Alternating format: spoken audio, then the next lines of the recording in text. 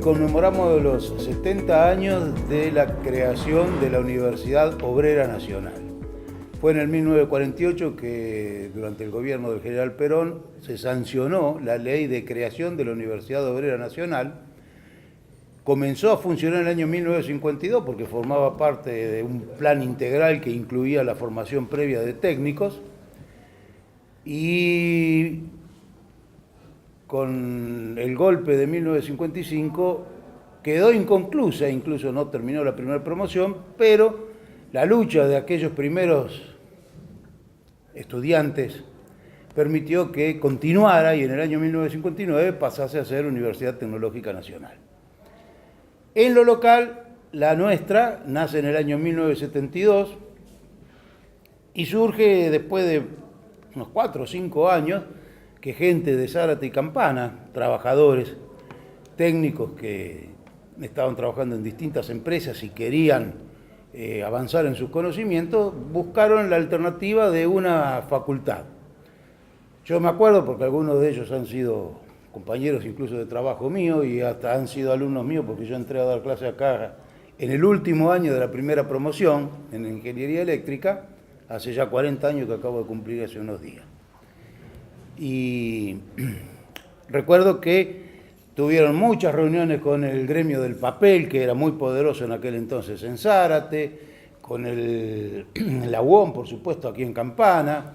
Hubo gente de Campana también moviéndose, pero he de destacar, me acuerdo yo, la actividad de Enrique Huerchi, que había sido diputado nacional antes del golpe del 66, y que también se movió mucho para lograr que esta facultad se creara.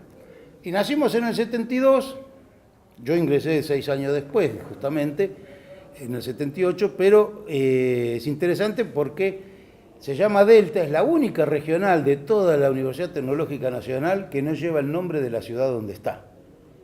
Y es por el consabido conflicto eterno Zárate-Campana, ¿no es cierto? Entonces lleva el nombre de Delta. Y se daba clases, la mitad en Zárate, la mitad en Campana, en escuelas primarias, lo cual era bastante incómodo. La veo acá Alicia de León, que asiente con la cabeza recordando aquellas primeras épocas, y a César, su marido, que ha sido también alumno de la primera promoción, junto con Dardo, que está también en esta mesa. Tal era la división estricta que debía cumplirse, que yo me acuerdo que inicié en una materia de 6 horas, de la cual dictábamos 3 en Zárate un día, 3 en Campana otro día.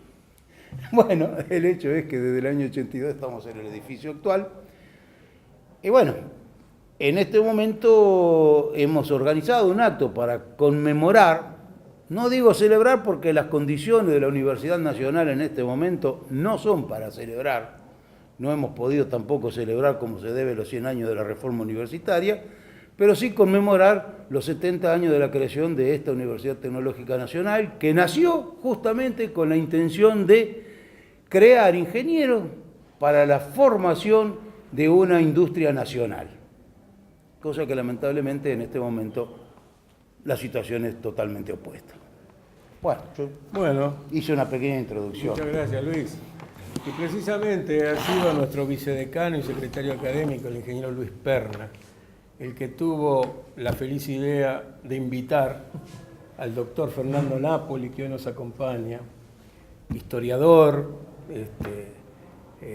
especialista en ciencias de la educación, y que hoy nos va a hablar de la historia de la Universidad Tecnológica Nacional en su conjunto, de sus orígenes en la Facultad Regional Buenos Aires, y que ha escrito libros al respecto, y es un orgullo de contar con él.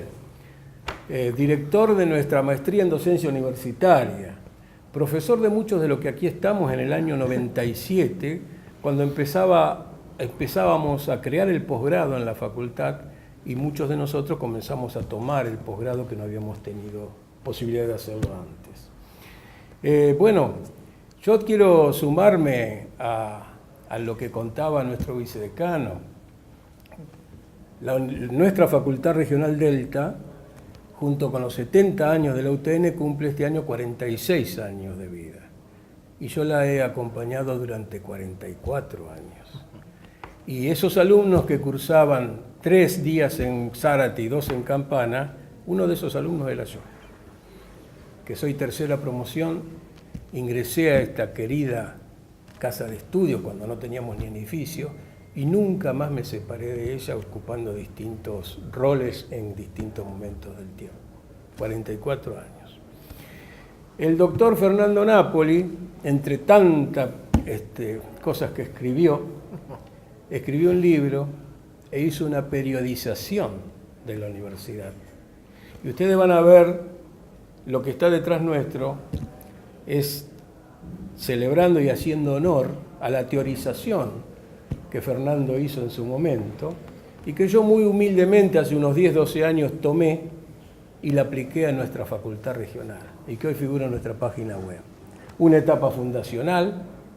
Claro, la etapa fundacional transcurre hasta que tuvimos edificio propio y fue verdaderamente fundacional y muy complicada. Estudiábamos en casas de estudio que no eran nuestras, no teníamos laboratorios, hacíamos alguna práctica en alguna escuela o en alguna industria. Entonces decimos que a partir del año 82 empezó un desarrollo académico, cuando inauguramos este edificio que por supuesto era mucho más chico que hoy, pero nos permitió empezar a tener biblioteca propia, laboratorios propios, a mejorar el desarrollo académico, empezar a tener algún profesor que no solo viniera a dar clase y se fuera con dedicación simple. Y luego comienza, para los primeros años de la década del 90, una gran expansión de la extensión universitaria, una expansión de nuestra conexión con el ambiente que nos rodea, con el contexto, una expansión de empezar a realizar trabajo con el medio productivo y social, muy fuertemente.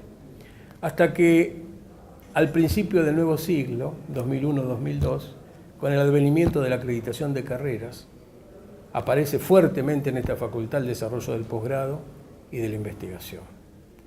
Y en estas etapas que Fernando periodizó, nosotros como facultad más nueva, rápidamente alcanzamos a las anteriores. Hoy podemos mostrar un desarrollo con posgrado, investigación, extensión, desarrollo académico de grado, de pregrado y demás, con mucho orgullo.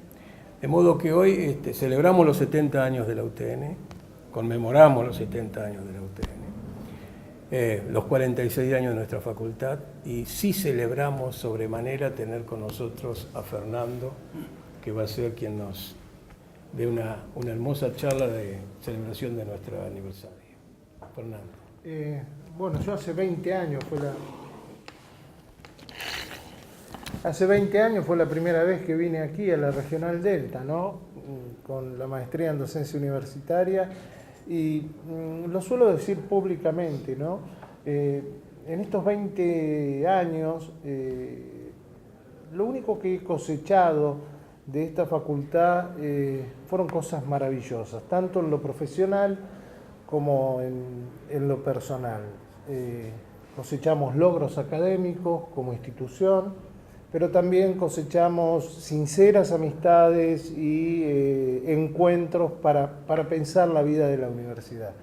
Y tal vez eso es lo que hay que celebrar constantemente, ¿no?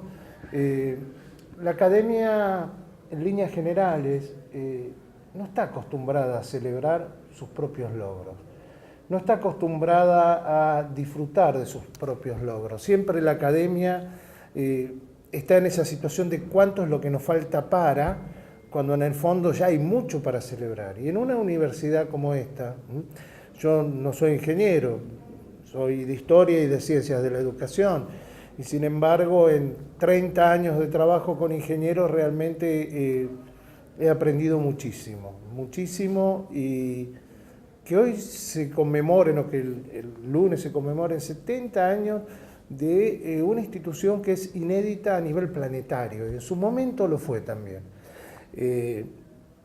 Yo siempre digo, ¿no? lo dije una vez hablando con unos profesores franceses, ¿no? Que me hablaban mucho del mayo francés y demás. Y esto es un chiste, no tiene que ver mucho con la realidad, pero sirvió para decirle, y acá en la Argentina nos adelantamos 20 años al mayo francés, porque en el 48, cuando se fundó la Universidad Obrera Nacional, fue precisamente la fusión, por su propia naturaleza, de los estudiantes y los obreros. O sea que 20 años antes ya estábamos teniendo nuestro mayo francés institucional, con la creación de la Universidad Obrera. Y digo que es inédita porque en el momento de su creación no había ninguna otra universidad en el mundo que tuviera las características con las cuales fue pensada y diseñada. Obviamente fue muy arduo, muy conflictivo, con muchas tensiones a nivel político, hasta que salió la creación, ¿no? Porque si uno va al nombre, una de las cosas que se objetaban en esos debates parlamentarios era decir, no es universidad, no tiene facultad de medicina, no tiene facultad de físico-matemática, etcétera, etcétera, etcétera. Y sin embargo, el concepto de universidad no solo le va perfectamente, aunque sea monodisciplinaria, sino que es verdaderamente un ejemplo, ¿no? Y esto tal vez lo he dicho siempre, una universidad que en solo 70 años arrasó con la formación de ingenieros en todo el país no es menor, y eso habla de la potencialidad de la institución. Hoy la UTN verdaderamente no tiene competidores, entre comillas, en la formación de ingenieros. La formación de la ingeniería en la Argentina es UTN. No hay vuelta. Así que bueno, vamos a conversar un poco, ahora dentro de un rato. Cuando vi la página que decía conferencia, no va a ser una conferencia. Vamos a compartir algunos conceptos y después intentar tener un gran conversatorio colectivo para pensar un poquito. Sí, por supuesto. Estamos muy preocupados, en particular esta semana más preocupados todavía, porque a un presupuesto exiguo que no ha crecido en los últimos años, que se ha reducido este año y que se subejecuta y que se demoran las partidas, se suma la problemática de los salarios docentes y no docentes, que realmente el otro día escuchaba decir a alguien, de todos los problemas que tenemos creo que es el mayor. Nuestros recursos humanos son lo primordial en el desarrollo de una institución. Y el último lunes, el Gobierno Nacional, a través de su Ministerio de Educación, se reúne en paritaria con los gremios docentes y reafirma su intención de otorgar un 15% de aumento en el presente año, cuando todo el mundo reconoce, aún el gobierno mismo, que la inflación va a ser igual o mayor al 30%. Es una pérdida de poder adquisitivo de la cual yo no recuerdo algún caso en los últimos años. También para el trabajador no docente, que si bien acordó su paritaria entre 15 y 20%, necesita reabrirla urgentemente. Esto tiene que ver también con otros aspectos concomitantes, como el aumento de tarifas, como que las tarifas en el presupuesto de los gastos que no son sueldo en la universidad representan el 80%, como que las tarifas han aumentado un 300%, un 700%, depende qué origen tomemos, y que aun cuando el presupuesto se incrementara un 30%, tampoco alcanza al no tener una tarifa diferenciada para una universidad pública y gratuita. Hoy por la mañana en algunas notas radiales yo recordaba que esta facultad en un medio productivo muy rico ha logrado generar una suerte de producidos propios, de recursos propios, pero que tienen que ser asignados necesariamente a gastos puntuales, a equipamiento y demás. La universidad necesita un presupuesto del Tesoro Nacional para tener como base de su desarrollo y fundamentalmente de los salarios de sus miembros, de quienes la sostienen, de docentes y no docentes. De modo que el panorama no es para nada alentador, es muy preocupante. Y como conversábamos hoy fuera de cámara, es ineludible hacer referencia a cuál es el modelo social al cual esta universidad está asociada. Y no tiene nada que ver con hablar de partidos políticos, pero no podemos dejar de mencionar que las medidas macroeconómicas y sociales que se toman últimamente están absolutamente enfrentadas con lo que esta universidad pretende como sociedad. Es una universidad dispuesta, como decía el ingeniero Perna, para la industria nacional, para el asesoramiento de la industria, para el desarrollo tecnológico, para trabajar codo a codo con las pymes nacionales que hoy están cerradas. Esta universidad está preparada para un modelo social diferente, inclusivo, con trabajo en las pequeñas y medianas empresas, poder ayudar en el desarrollo tecnológico, pero eso requiere de una política en la cual no ingresen productos con una aduana que no está a la altura de poder proteger la industria nacional. No podemos dejar de mencionarlo. Este es un modelo económico para pocos, no inclusivo, es un modelo económico que la Universidad Tecnológica Nacional de ninguna manera reconoce como propio. Nosotros necesitamos un contexto socioproductivo y unas medidas macroeconómicas acordes con nuestro destino fundacional. Y hoy no lo tenemos. Entonces estamos muy preocupados por los aspectos instrumentales, pero también por los aspectos filosóficos e ideológicos que están signando el destino de nuestro país actualmente. Esta universidad ha recibido recientemente aportes de partidas que no implican sueldos hasta el mes de mayo. El atraso ahora se limita a 2 meses y medio o 3. Era de 5 cuando hablamos hace un par de semanas y creemos que las movilizaciones y el Estado público que tomó este problema hizo que el gobierno comenzara a enviar algunas remesas. Pero remesas exiguas, con un incremento tarifario astronómico.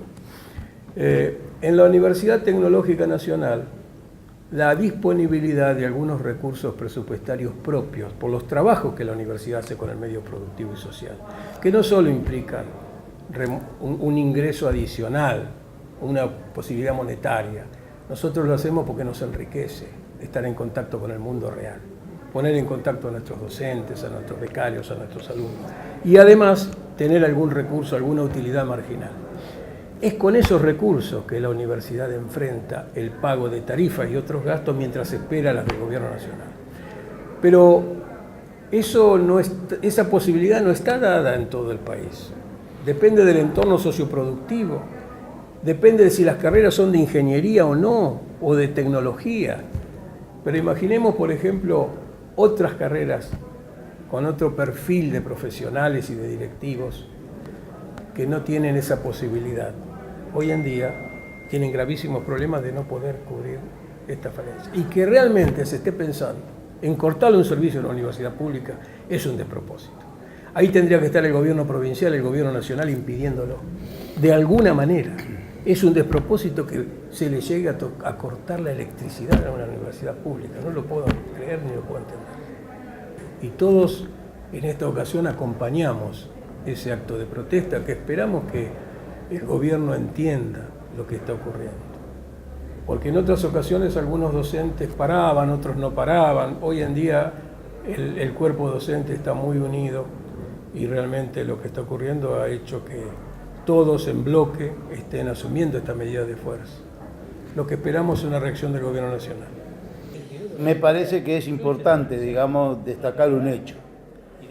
Y es la participación del presupuesto universitario en el Producto Bruto Interno como porcentaje, porque es una comparación mucho más válida que comparar simplemente montos, porque en los últimos 2 años el presupuesto universitario creció, la parte del Ministerio de Educación, porque la parte de infraestructura que pertenecía al no existente más Ministerio de Planificación Federal, eso desapareció. Pero la parte del Ministerio de Cultura ha crecido nominal un 100%, digamos. Pero comparémoslo con lo que es el Producto Bruto Interno. Del año 2003 al 2015, el Producto Bruto Interno del país, medido en moneda corriente del año 1960 y según datos del Banco Mundial, de 400.000 millones de pesos a 700.000 millones de pesos.